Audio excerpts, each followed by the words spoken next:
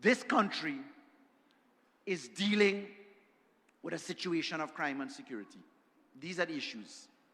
I will say from the platform tonight, last week, my mother-in-law, my father-in-law, elderly folks, they were held up at gunpoint. They were relieved of their items right in their yard. But I want to tell you what happened after that. After that, a report was made to the police.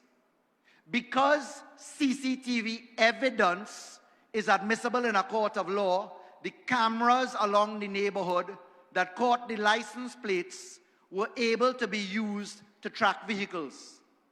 Because of the technology at TSTT and Digicel and the Telecoms Authority, phone tracing for stolen phone is possible. And the hardworking police at Four Roads said to me, they have solved many of these home invasion issues, but people are afraid to do the final step. And I would like to say to every person in this country who is afraid of taking the final step, which is to put people away by evidence, your government, and when I was Attorney General, we amended the Evidence Act so that CCTV evidence could speak for you and you could stay quiet.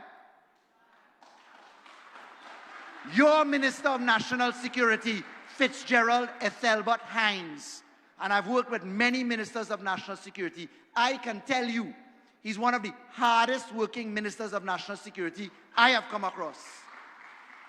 And he is carrying the final leg of the race with the baton to turn on the CCTV cameras all over this country so that evidence could speak from a camera in a court of law,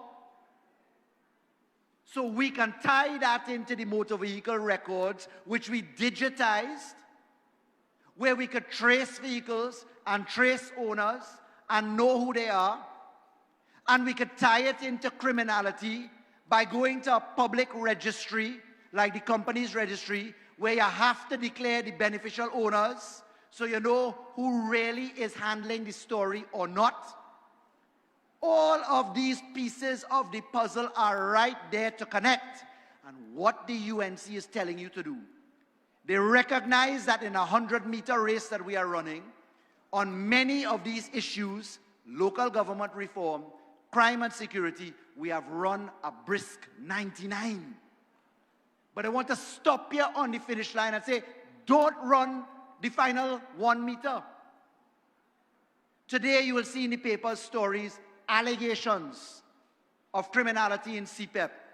I can tell you from the initial reports coming back to me, the CEPEP company hires 240 odd contractors.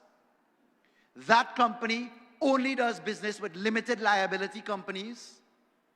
You cannot subcontract a contract without breaching the contract.